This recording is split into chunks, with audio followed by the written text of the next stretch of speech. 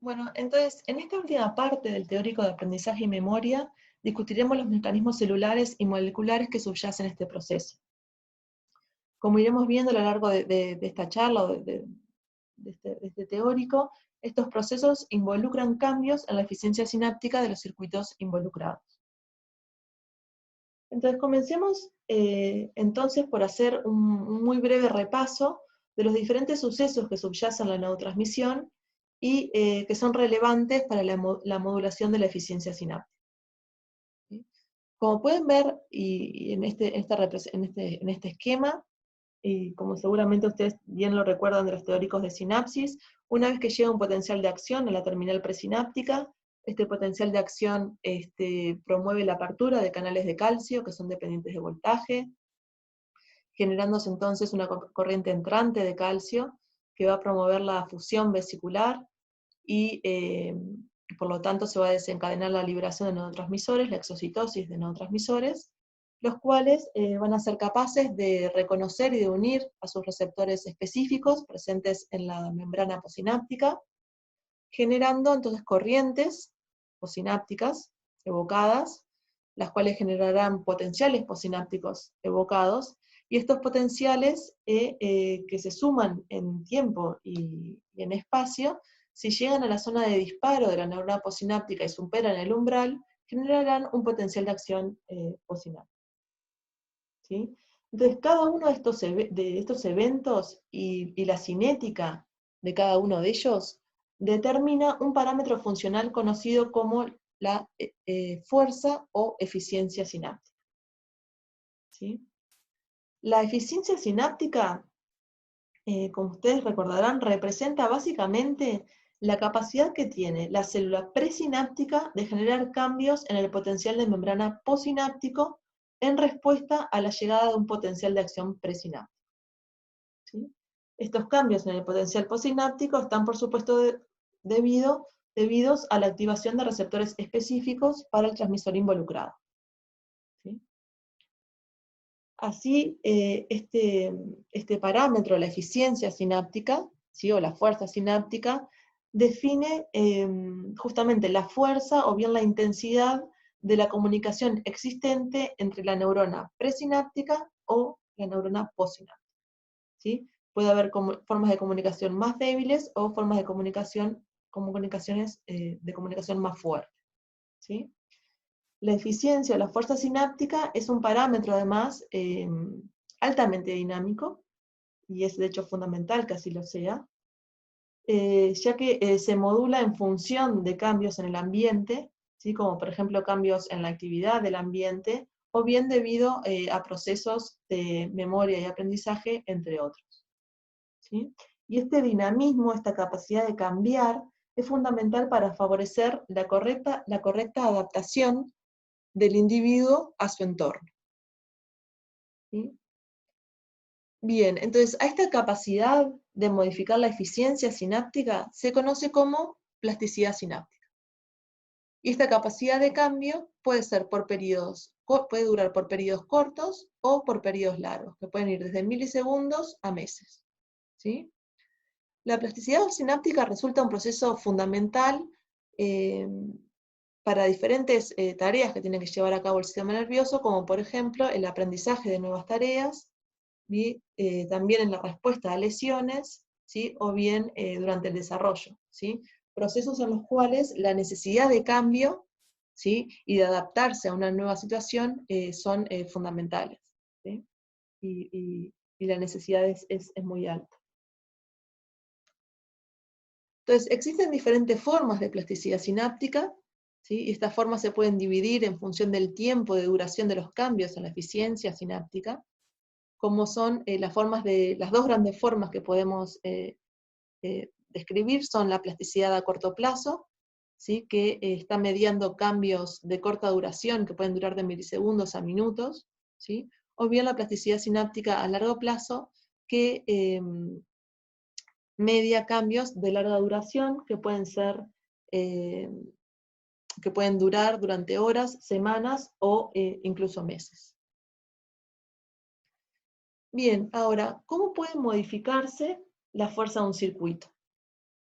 Y esto puede resultar bastante sencillo de pensar si nos centramos en la definición de fuerza sináptica introducida por Bernard Katz, ¿sí?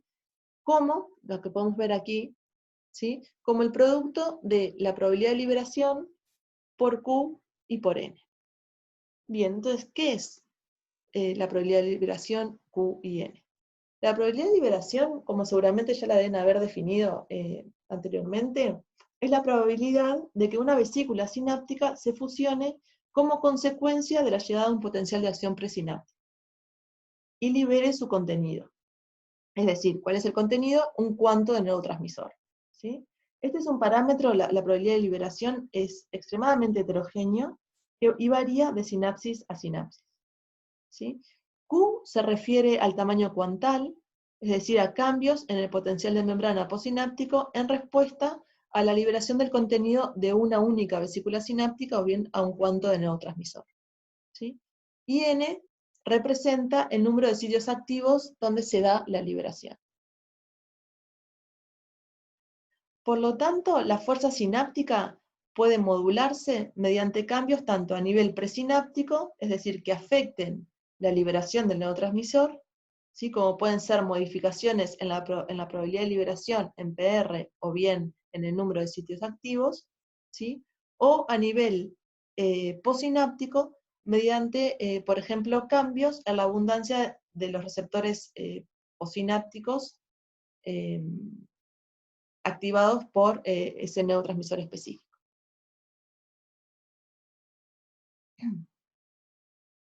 Entonces, centrémonos ahora un poco en comprender los procesos, los mecanismos que subyacen a la plasticidad a corto plazo, ¿sí? La plasticidad a corto plazo involucra tanto formas de aumento, implica tanto un aumento o una disminución transitoria de la fuerza sináptica, ¿sí? Y este aumento o disminución transitoria está principalmente mediado por mecanismos presinápticos, que típicamente reflejan cambios en la probabilidad de liberación. Ahora bien, si nosotros pensamos en la terminal presináptica, ¿cómo podría? ¿Qué formas podemos pensar para regular la probabilidad de liberación? ¿Sí? Bueno, una forma de regular la probabilidad de liberación es modulando, por ejemplo, la expresión, la presencia, cantidad, abundancia de factores que afecten el reciclaje de las vesículas sinápticas, que afecten entonces, en última instancia, la cinética de exo y endocitosis, ¿sí? Por otro lado, también se pueden modular factores que afecten la cantidad de calcio que entra a la terminal, ¿sí? Por ejemplo, la activación de los canales de calcio voltaje dependiente.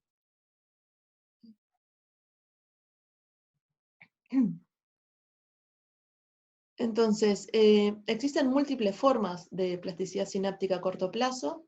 Hay formas que involucran un aumento de la eficiencia sináptica y otras una disminución de la misma, ¿sí? Entre las que involucran un aumento podemos encontrar la facilitación, la cual es ese aumento de la eficiencia puede durar de 30 a 300 milisegundos, ¿sí? El incremento, que puede durar hasta 7 segundos, y la potenciación, ¿sí? Conocida también como potenciación postetánica, que puede durar entre 10 segundos a 1 minuto o a unos pocos minutos, ¿sí? Por otro lado, podemos ver formas que disminuyan la eficiencia sináptica, entre las que encontramos la depresión. ¿Sí? La depresión sináptica, esta disminución en la eficiencia puede durar entre unos 10 milisegundos a 1 minuto aproximadamente. Entonces, como pueden ver ahora, como veremos, mejor dicho, ahora en esta representación, existen múltiples formas de plasticidad sináptica a corto plazo, ¿sí? Las mismas se pueden ver representadas en esta gráfica, donde se observan los cambios, ¿sí? En la amplitud de las corrientes posinápticas excitadoras, ¿sí? Representadas aquí en el eje de las ordenadas, en función del tiempo, ¿sí? Y estos cambios en la amplitud de las corrientes se grafican antes, ¿sí? Antes, ¿dónde está la flecha? Antes, durante, ¿sí? O después de la aplicación de un estímulo de alta frecuencia, que ustedes lo ven aquí marcado en gris. Es decir, todo este rectángulo gris es cuando se aplica este estímulo de alta frecuencia, ¿sí? y las corrientes se registran antes, durante y luego de esta estimulación, en 4 contactos sinápticos diferentes. ¿Sí? Entonces podemos ver en la parte superior, ¿sí?, que se desencadena una facilitación, la cual se observa porque la facilitación, el incremento en la eficiencia sináptica es muy rápido una vez iniciado el estímulo. ¿Sí? Ya vemos que ya al segundo pulso ya vemos un rápido incremento de la eficiencia, y llegando a una amplitud máxima, y que esta amplitud máxima se mantiene todo el tiempo que dura la estimulación. ¿Sí? Y una vez finalizada esta estimulación de alta frecuencia, la respuesta vuelve a una respuesta basal. ¿Sí? Por otro lado está el incremento, que lo pueden ver graficado aquí en gris, ¿sí?, y la potenciación postetánica, en este gris más oscuro, las cuales tienen una cinética más lenta, es decir, que la amplitud de las corrientes postsinápticas va aumentando más gradualmente que en la facilitación, ¿sí? Y una de las características de estas dos formas de plasticidad a corto plazo es que una vez finalizado este estímulo, la amplitud de las corrientes permanece, o la amplitud de la respuesta permanece incrementada en el tiempo. ¿Sí? El tiempo que dura este cambio, como pueden ver, es mayor, ¿sí?, en la potenciación posttetánica en comparación con el incremento. ¿Sí? Y por último, en la parte inferior, podemos ver una sinapsis que responde, ¿sí?, que se deprime, aplicado este mismo estímulo de alta frecuencia, ¿sí?, y que esta depresión, esta disminución de la eficiencia se mantiene por un periodo de tiempo una vez finalizado el estímulo. ¿Sí? Entonces, ¿en qué depende que estos 4 tipos de contactos sinápticos respondan de diferente forma a una misma estimulación, un mismo estímulo? Depende básicamente, y esto lo iremos viendo un poco más detalladamente a lo largo de lo que resta de la clase, ¿sí?, depende de la probabilidad inicial que tenga cada uno de estos contactos sinápticos. ¿Sí? Es decir, contactos sinápticos con una probabilidad inicial baja, ¿sí?, van a tender a facilitarse, mientras que contactos con una probabilidad de liberación alta van a tender a deprimirse.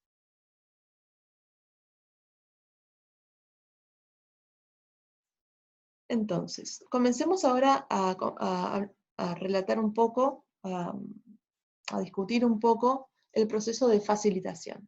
¿Sí? La facilitación ocurre cuando llegan 2 o más potenciales de acción en rápida sucesión. ¿Sí?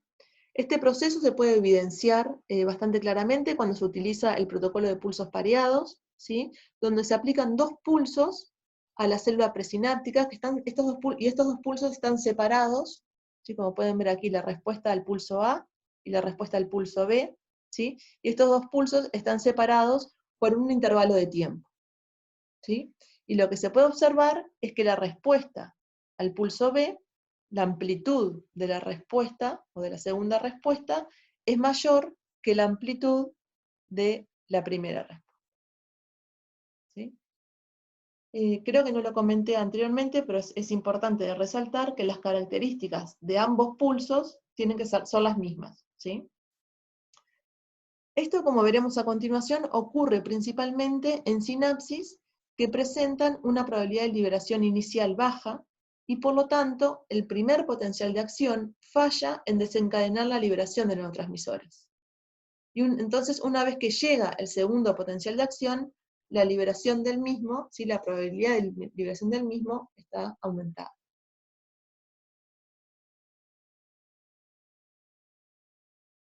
Por otra parte, comentábamos que otra forma de incrementar la eficiencia sináptica por un periodo relativamente corto es la potenciación postetánica, que la potenciación ocurre al incrementarse el número de estímulos en comparación con la facilitación, ocurre al incrementarse el número de estímulos en un tren. ¿Sí? En la parte superior se puede graficar los potenciales de acción postsinápticos, ¿sí?, previo, durante la estimulación tetánica y luego de la estimulación, y más aquí abajo, es una representación esquemática de la respuesta postsináptica, ¿sí? De los cambios en el potencial de membrana. Como se puede ver y como veíamos anteriormente, ¿sí? Cuando se da esa estimulación, se aplica esa estimulación de alta frecuencia, esa estimulación también conocida como estimulación tetánica, hay un incremento de la respuesta postsináptica, ¿sí? Que es un incremento gradual, que se va incrementando en el tiempo a medida que avanza el estímulo, ¿sí? Y una vez finalizado el estímulo, la respuesta permanece, o la eficiencia sináptica permanece aumentada, ¿sí? Por un periodo de tiempo, hasta que luego gradualmente empieza a disminuir hasta llegar a su nivel basal, ¿sí? Una estimulación tetánica más prolongada va a promover una potenciación posttetánica también más prolongada.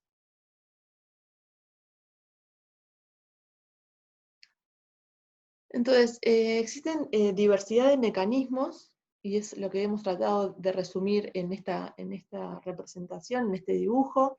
Existen diversos mecanismos que pueden explicar los procesos de facilitación y potenciación posttetánica, ¿sí? Pero entre ellos se encuentra la hipótesis del calcio residual, que fue propuesta por Katz y Miledi en 1968. Y esta hipótesis propone básicamente que tras la llegada, lo que podemos pensar en el entorno de la facilitación, por ejemplo, y del protocolo de pulsos pareados, se propone que tras la llegada de un potencial de acción, parte del calcio que ingresa a través de los canales iónicos, ¿sí? Persiste en el terminal sináptico durante un lapso de tiempo determinado, ¿sí?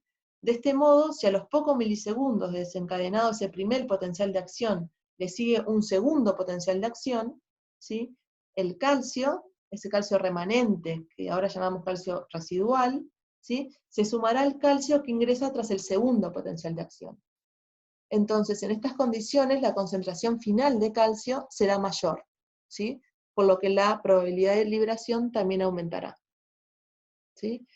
Esta teoría del calcio residual, hoy lo que sabemos también es que ese calcio residual, ese calcio remanente, también permanece en la terminal, por ejemplo, en una estimulación posttetánica, debido a la saturación transitoria de los sistemas de tamponamiento del calcio, ¿sí? Debido a que una vez que entra el calcio a la terminal, ¿sí? Por ejemplo, una vez que se fusionan las vesículas sinápticas, como podemos ver aquí, se libera el neurotransmisor, ¿sí? Para que todo esto suceda, tiene que entrar calcio a la terminal, y una vez que entra el calcio a la terminal, esa entrada del calcio y la cantidad de calcio que permanece en el terminal también está muy regulado, ¿sí? El calcio no permanece dentro de la terminal el tiempo que quiere, ¿sí? Sino que hay toda una maquinaria molecular que se encarga de sacar el calcio de la terminal, ¿sí? Una vez que se da, por ejemplo, una estimulación de alta frecuencia y que hay una entrada como bastante masiva de calcio, también lo que puede suceder es que este sistema de tamponamiento, ¿sí? Esté saturado, y por lo tanto que permanezca más calcio dentro del terminal sináptico, ¿sí? Y por lo tanto la probabilidad de liberación va a mantenerse incrementada. Bien, por otro lado, habíamos hablado de un proceso que disminuye la eficiencia sináptica a corto plazo, es la depresión.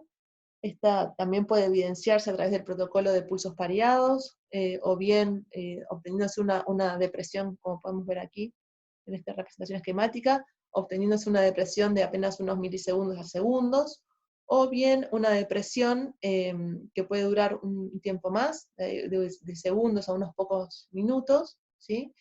que, que es consecuencia de la aplicación de un tren de estímulos, ¿sí? A intervalos de tiempos muy, muy cortos. Entonces, en el caso de esta representación que podemos ver aquí del protocolo de pulsos pareados, podemos ver que el segundo pulso, ¿sí?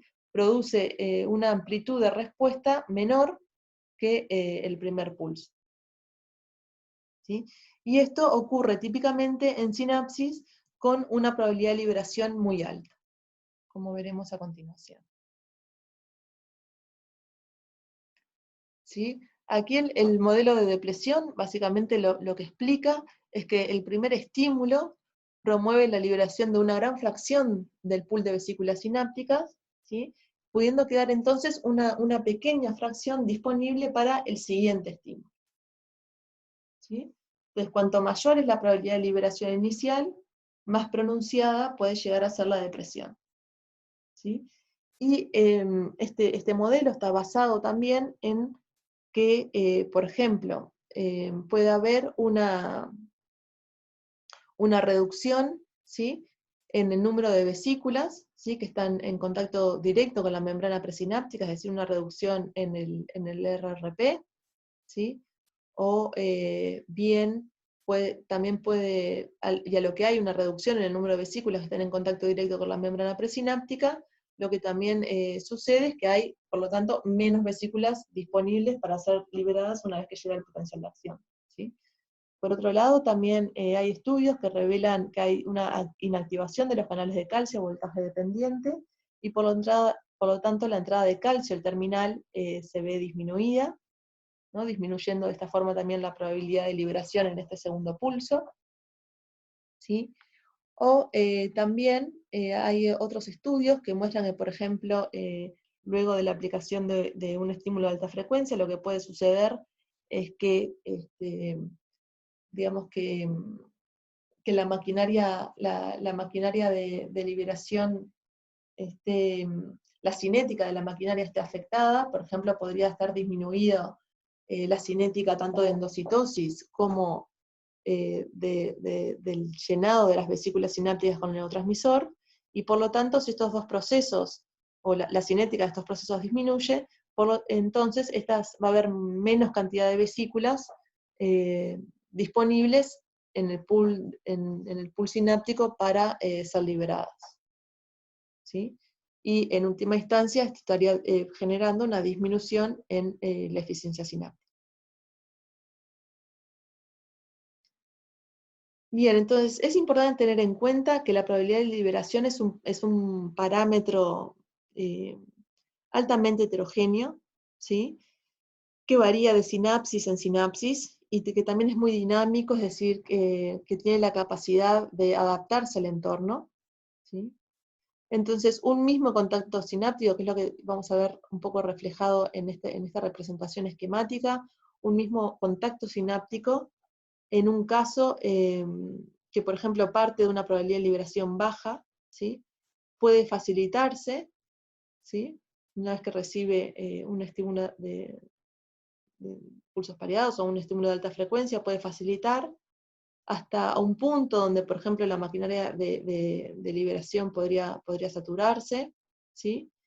Y esa misma sinapsis, ahora con una probabilidad de liberación alta, ¿sí?, podría deprimirse en respuesta a un estímulo, y más adelante podría desarrollar una potenciación postetánica,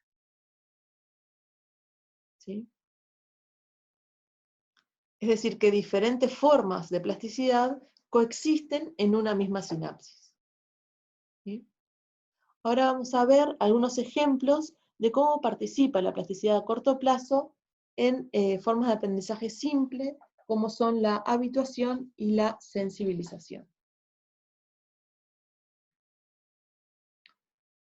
Entonces, en este ejemplo vamos a analizar los mecanismos celulares del proceso de habituación en aplisia, ¿sí? En este ejemplo vamos, sí, en el caracol marino aplicia, ¿sí? En este caso, y si recordamos la definición de habituación, ¿sí?, en este caso el animal responde inicialmente a un estímulo nuevo, pero como el estímulo aplicado no es ni beneficioso ni perjudicial, digamos, es decir, es un estímulo inocuo, ¿sí?, que no le afecta en nada al animal, el animal puede, luego de una exposición repetida, llegar a ignorar ese estímulo, ¿sí? Y es lo que veremos a continuación. Entonces, en la imagen superior, ¿sí?, se puede ver una representación del caracol marino, ¿sí?, con su órgano respiratorio, que es la branquia, ¿sí?, el manto, que lo pueden ver aquí, el manto que puede estar aquí, ¿sí?, que cubre la branquia, y luego el sifón, que es una estructura que estos animales utilizan para eliminar agua o bien desechos, ¿sí? Bien, Y en la parte inferior, ¿sí? Aquí abajo, lo que se puede ver, ¿sí? De forma muy simplificada, ¿sí? Son los principales componentes del reflejo de retracción branquial, ¿sí? Donde pueden ver el sifón, ¿sí? Al cual se le aplica un estímulo, es decir, un estímulo control, un estímulo totalmente inocuo, ¿sí? Y una vez que es estimulado, se activa la neurona sensorial, que es una neurona glutamatérgica, que establece contactos sinápticos con interneuronas y con neuronas excitadoras, y también con la motoneurona, ¿sí? Una vez que se activa la motoneurona, lo que se promueve es la retracción de la branquia, ¿sí? Ahora bien, si nosotros aplicamos este estímulo varias veces, es decir, si se repite la aplicación de este estímulo táctil, ¿sí? Eh, lo que sucede, ¿sí? Es que se provoca una depresión de la transmisión sináptica, ¿sí? ¿Por qué? Porque se provoca, básicamente se provoca la habituación, ¿sí? A través de un mecanismo de depresión sináptica. ¿Por qué? Porque si nosotros estamos reiterando ese estímulo inocuo, el animal en determinado momento deja de prestar la atención, porque es un estímulo que no le afecta en nada, ¿sí? Entonces, ¿para qué gastar energía en responder a ese estímulo, básicamente? ¿Sí? Entonces, una vez que este estímulo se repite, ¿sí? Y se da la habituación, ¿sí? Lo que sucede, ¿sí? Es que se provoca la depresión sináptica, es decir, la disminución de la eficiencia sináptica entre las neuronas sensitivas, ¿sí? Y motoras, ¿sí? Que es lo que ven aquí, ¿sí? Así como también entre las neuronas sensitivas y ciertas interneuronas, que como resultado a lo que lleva es a una disminución, ¿sí? De la liberación de neurotransmisores por la motoneurona y por lo tanto una disminución de la contracción braquial, es decir, que la branquia básicamente deja de contraerse, ¿sí? Es un mecanismo a corto plazo para la habituación, es decir, es un tipo de memoria a corto plazo para la habituación, que puede durar unos segundos o unos minutos, ¿sí? Pero si nosotros repetimos este estímulo en el tiempo, ¿sí? Esta habituación puede pasar a ser a largo plazo. Es importante entonces resaltar también que este es un proceso homosináptico, es decir, que el evento causante del debilitamiento sináptico, que es la aplicación de este estímulo a esta vía, ¿sí? A la vía de retracción braquial, ¿sí? Ocurre en la misma vía sináptica que se está activando. Ahora bien, en el caso de la sensibilización, ¿sí? Que es cuando el animal recibe un estímulo nocivo, ¿sí? Y aprende a responder de forma más enérgica a este estímulo, o bien a otros estímulos, incluso estímulos inocuos, ¿sí? Es decir, en este caso, entonces el animal recibe un estímulo, ¿sí? Que es nocivo, ¿sí? Y lo que hace es que responde de forma como más enérgica, ¿sí? A ese mismo estímulo, o bien a una gran variedad de estímulos, ¿sí? Que pueden ser incluso estímulos totalmente inofensivos, ¿sí? En este caso, la sensibilización branquial, ¿sí? El estímulo aquí aplicado, el nocivo, es un estímulo que se aplica en la cola del animal, ¿sí? En este caso, la sensibilización branquial se produce por la aplicación de este estímulo, ¿sí? Y lo que provoca es la activación de neuronas sensoriales, ¿sí? Que activan a las interneuronas facilitadoras, ¿sí? Estas neuronas facilitadoras forman sinapsis con las neuronas sensitivas, ¿sí? Que inervan el sifón, ¿sí? Esta misma neurona de la vía que comentábamos antes para la habituación, ¿sí? Aquí en rojo, a ver si está la flechita, aquí en rojo lo que se puede visualizar son sinapsis axoaxónicas, donde las interneuronas facilitan la liberación del neurotransmisor por la neurona sensitiva. Este proceso se conoce como facilitación presináptica, ¿sí? Y como consecuencia de esta facilitación presináptica, perdón, es decir, como consecuencia de este incremento en la eficiencia sináptica, ¿sí? Se da la contracción branquial, ¿sí? Esto frente a una amplia variedad de estímulos, ¿sí?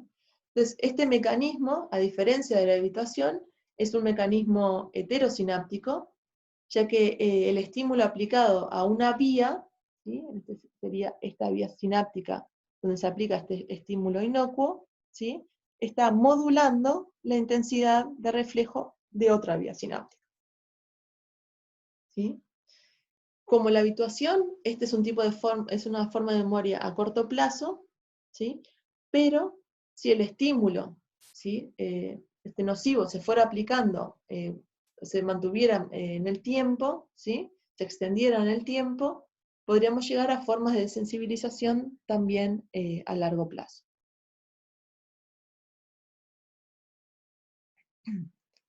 Bien.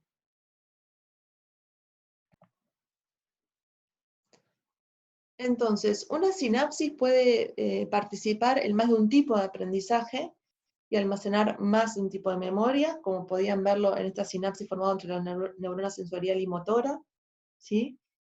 Y, sin embargo, la habituación y la sensibilización utilizan mecanismos celulares diferentes como homosináptico y heterosináptico.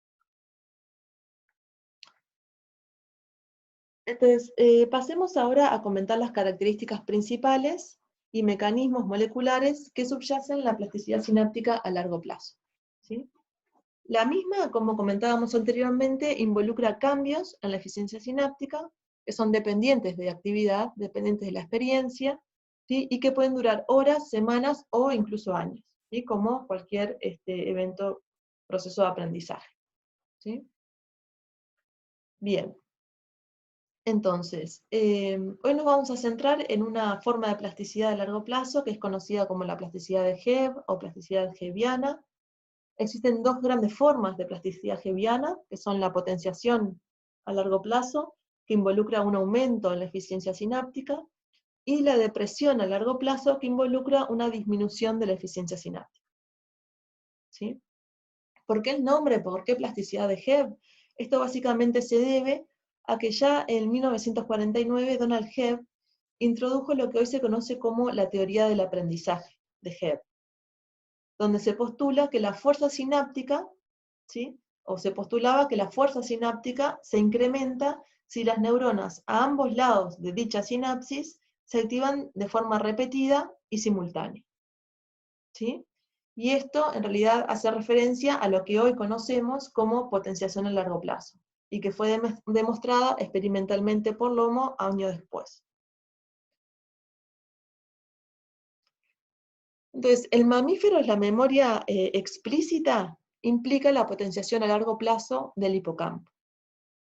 Si bien la plasticidad de Hebb se ha descrito actualmente para varias regiones del encéfalo, como la corteza cerebral, la amígdala y también el cerebelo, es en el hipocampo donde se han centrado la gran mayoría de estudios y donde los mecanismos celulares y moleculares están mejor caracterizados, ¿sí? Por un lado, porque como veíamos en el video anterior, el hipocampo está directamente involucrado en la consolidación de la memoria del tipo explícita, ¿sí? Y por otro, porque el hipocampo tiene una organización estructural relativamente simple, con vías sinápticas que están muy bien definidas y muy bien caracterizadas, ¿sí? Entonces, en la parte superior, en este dibujito que vemos aquí, pueden ver un cerebro de un roedor, rata o ratón, donde se puede visualizar el bulbo olfatorio, ¿sí? El cerebro anterior, ¿sí? Y el cerebro posterior, ¿sí? Y en azul, ¿sí? Esta forma que tenemos así como medio ovaladita, en azul podemos observar el hipocampo, ¿sí? Si nosotros realizamos cortes coronales, ¿sí? En esta zona, en la zona donde encontramos el hipocampo, lo que se puede observar es algo similar a esto, ¿sí? Donde se pueden identificar o diferenciar las diferentes capas celulares, ¿sí? Por un lado se puede ver la capa de células granulares, ¿sí? Que ven aquí, que conforman el giro dentado, ¿sí? Y la capa de células piramidales, que se pueden dividir en CA1, CA2 y CA3. ¿Sí? Además, se pueden observar tres vías sinápticas principales, que son las vías perforante, ¿sí? Que esta vía perforante está formada por los axones provenientes de la corteza entorrinal y que establecen contactos sinápticos con las células granulares del giro dentado, ¿sí? Por otro lado están las fibras, otra vía sináptica son las fibras musgosas, ¿sí? Que son los axones de las células granulares del giro dentado, que establecen contactos sinápticos con las piramidales de la CA3, y por otro lado están las colaterales de Schaffer, ¿sí? Que establecen contactos sinápticos con las piramidales de la CA1. ¿Sí? Cada una de estas vías sinápticas, esto sí es importante resaltarlo, establece contactos sinápticos excitadores, ¿sí? Y si bien cada una de estas vías son capaces de desencadenar la plasticidad de Hebb, las características de esta forma de plasticidad en cada una de estas vías es diferente, ¿sí? Por lo tanto, hoy lo que vamos a hacer es centrarnos en las formas de plasticidad de Hebb que se pueden desencadenar en las colaterales de Schaffer, ¿sí? Es decir, entre los axones de las piramidales de CA1 y las de CA3, perdón, y las piramidales de CA1.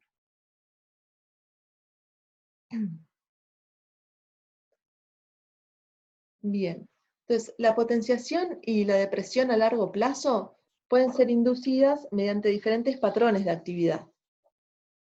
¿Sí? En esta gráfica, ¿sí? Se pueden ver representados los potenciales posinápticos excitadores en CA1, una vez que las colaterales de Schaffer son estimuladas con, o bien previo a la estimulación, vamos a hablarlo correctamente, aquí previo a la estimulación pueden ver una respuesta basal, ¿sí? Y los diferentes potenciales están normalizados a estas respuestas basales, ¿sí? Luego podemos ver, una vez que las colaterales de Schaffer son estimuladas con un estímulo débil de 1 Hz durante 10 segundos, donde se puede observar una depresión de la respuesta, ¿sí? Y lo interesante es que esta depresión de la respuesta es una depresión a largo plazo, ya que la respuesta se mantiene deprimida durante aproximadamente unos 40 minutos, ¿sí? Como pueden ver aquí, luego de finalizado el estímulo, ¿sí?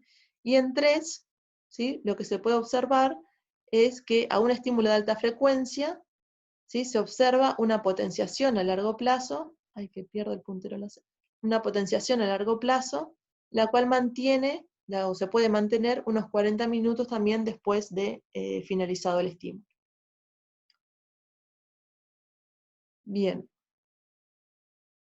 Entonces, lo que es interesante de resaltar también es que se inducen de forma relativamente rápida luego de la estimulación, estas dos formas de plasticidad a largo plazo, ¿sí? Y cómo un corto periodo de estimulación puede llegar a desencadenar estos cambios a largo plazo en la eficiencia sináptica.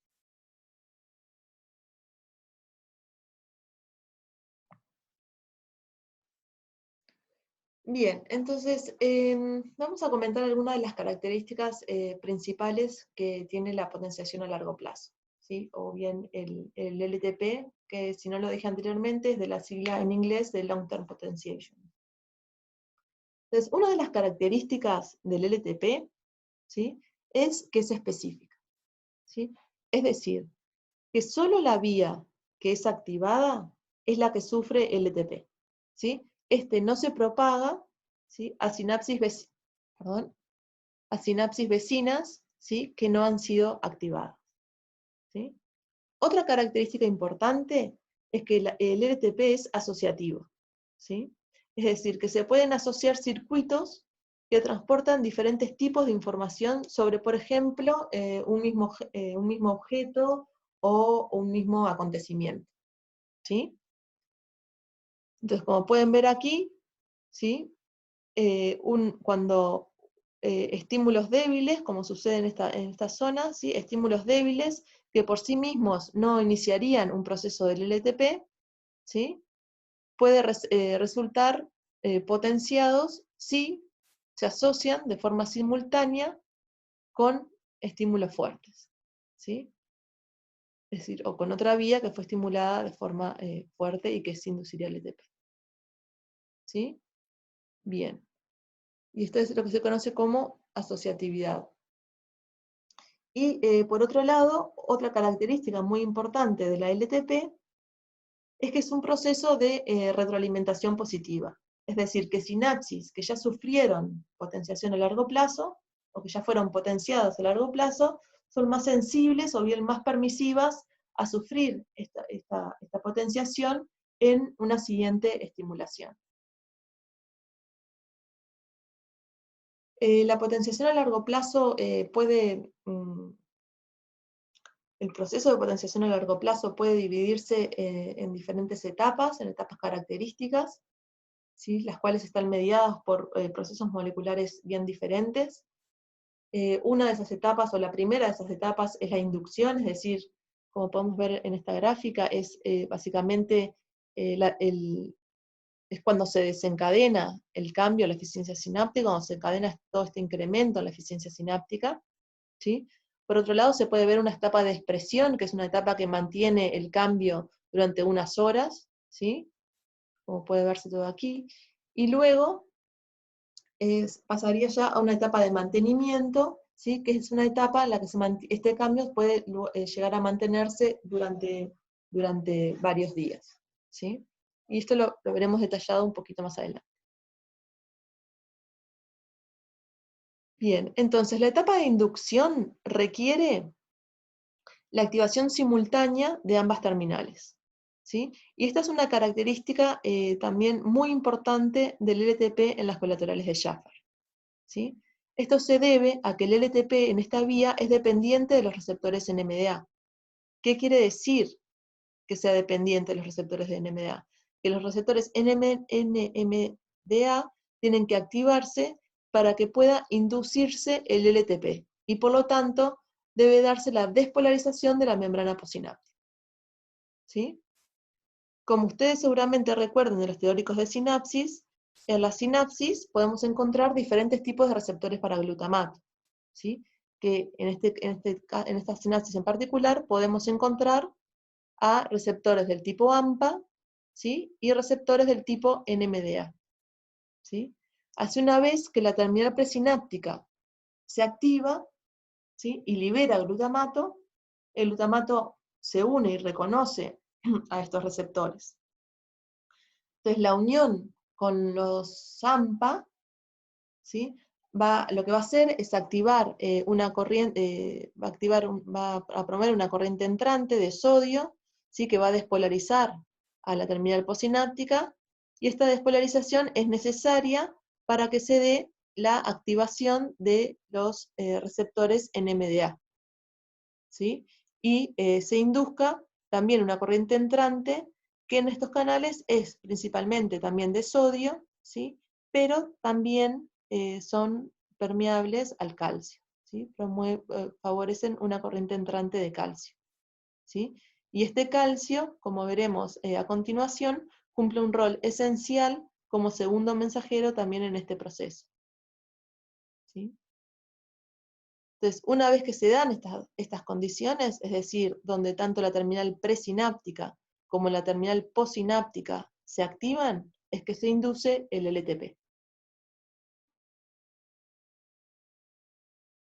Bien, la carencia del receptor de NMDA ha demostrado que produce un déficit en el LTP, ¿sí? Y en el aprendizaje y en la memoria espacial, ¿sí? Como ustedes pueden ver en esta gráfica, ¿sí?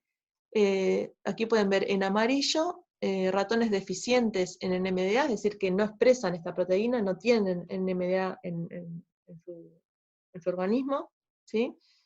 Y ratones wild type o ratones control, ¿sí? Los pueden ver en verde, ¿sí? Y lo que se observa es que cuando se induce el LTP por una estimulación de alta frecuencia, este se desencadena normalmente en ratones wild type, como lo pueden ver aquí. Sin embargo, la estimulación de alta frecuencia no induce LTP, ¿sí?, en los ratones mutantes, ¿sí?, en donde la fuerza sináptica, ¿sí?, no se incrementa por un periodo de tiempo extendido, ¿sí?, o por un largo periodo de tiempo, ¿sí? Además, se estudió en estos animales, ¿sí?, el aprendizaje y la memoria espacial, ¿sí?, utilizando el water maze, ¿sí?, o el laberinto acuático de Morris, ¿sí?, que básicamente lo que se hace es, se tiene una piscina, ¿sí?, y todo alrededor de la piscinita lo que se hace es poner señales o claves visuales, ¿sí?, que el animal pueda usar como guías, ¿sí? Luego, dentro de la piscina se pone una plataforma, se divide la piscina en cuadrantes, en uno de estos cuadrantes se pone una plataforma, ¿sí? La piscina está, por supuesto, con agua, y el agua generalmente se le pone algún tipo de colorante, cuestión de que el animal, ¿sí?, el ratón, no pueda visualizar la plataforma, es decir, que no pueda usar ese sentido, ¿no?, la visión para poder guiarse, ¿sí?, y use básicamente asocie en las guías visuales que se les dan, ¿no? Entonces lo que se observó fue que en animales control, es decir, en verde, ¿sí?, pueden ver que a medida que se repetían, que se repetía el experimento, esto se hace, por ejemplo, en este caso se realizó 12 veces, ¿sí?, 12 veces se puso el ratón, ¿sí?, en la piscina, ¿sí?, se lo puso una vez, y lo que se hace es como hacer un seguimiento de la trayectoria del ratón, ¿sí?, y se analiza el tiempo que pasa buscando a la plataforma, ¿sí? Esto se hace una vez, 2 veces, 3, hasta 12 veces, ¿sí? En ratones control lo que se observa es que el tiempo de búsqueda de la plataforma disminuye, ¿sí?, a medida que avanza el número de repeticiones de este ensayo, ¿sí? Es decir que, digamos que esto viene a ser una gráfica de desempeño, es decir que el animal de alguna manera aprendió, ¿sí?, a encontrar la plataforma, ¿sí?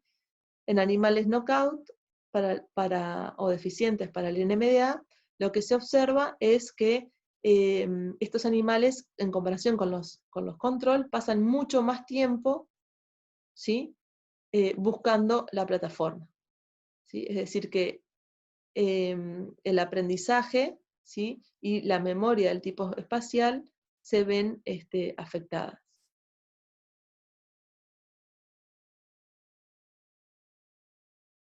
Bien. Entonces, ¿cuáles son los mecanismos que subyacen el LTP y que subyacen las diferentes fases del LTP? Y esto los podemos ver resumidos en este dibujo, ¿sí?, donde se puede ver que la inducción del LTP, ¿sí?, como decíamos anteriormente, requiere la activación simultánea de ambas terminales, ¿sí?, como consecuencia de una estimulación de alta frecuencia. Se promueve una liberación de neurotransmisores. Este neurotransmisor va a interactuar con receptores del tipo AMPA y NMDA, ¿sí? La activación de los AMPA va a generar una corriente entrante despolarizante que va a activar a los receptores NMDA, promoviendo así la entrada de calcio al terminal postsináptico, ¿sí?, y activando a la proteína quinasa 2, ¿sí?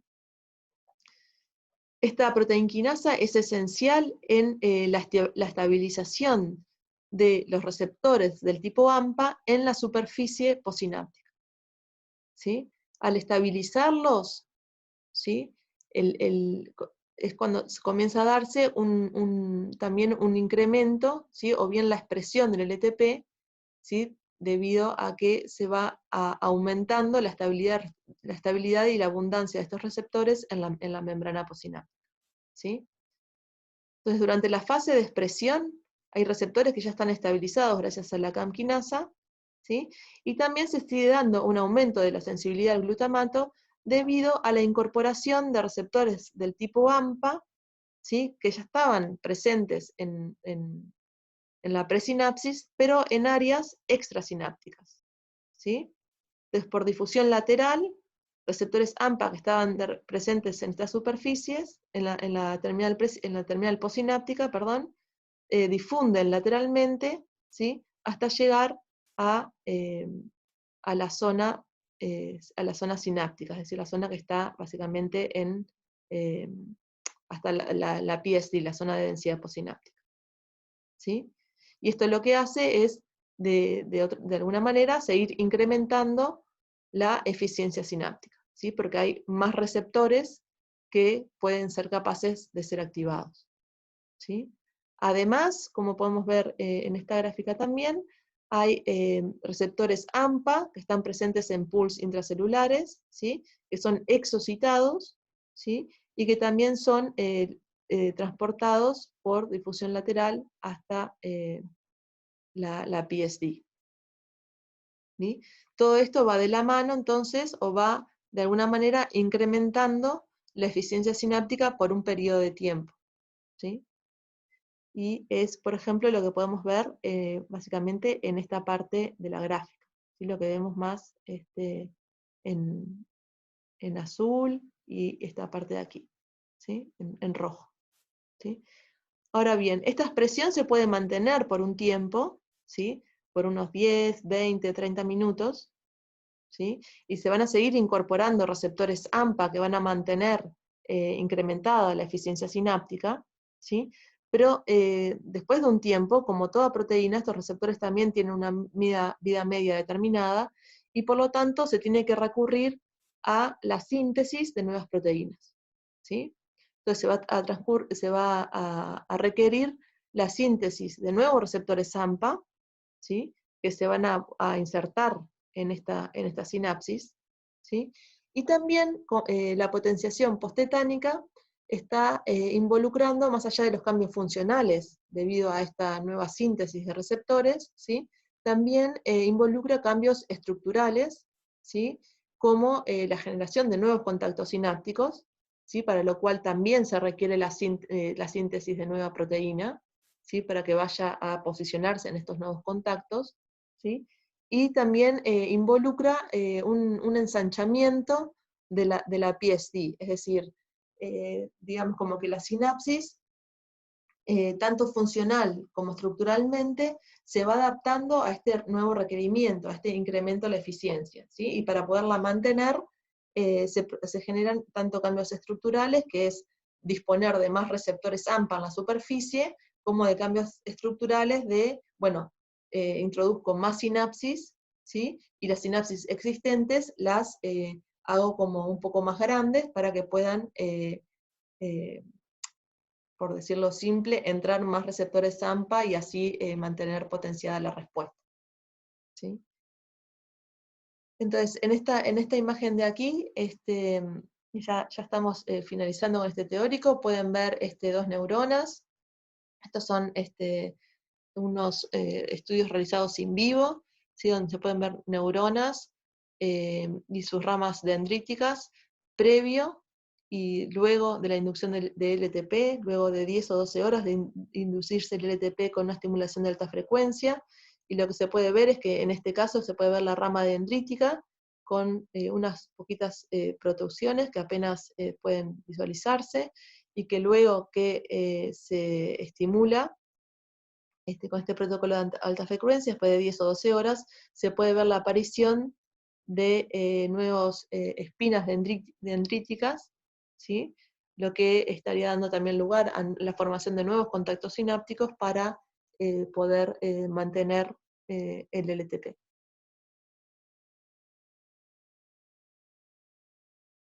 Bien, y ya con esto damos por terminada el teórico de aprendizaje y memoria.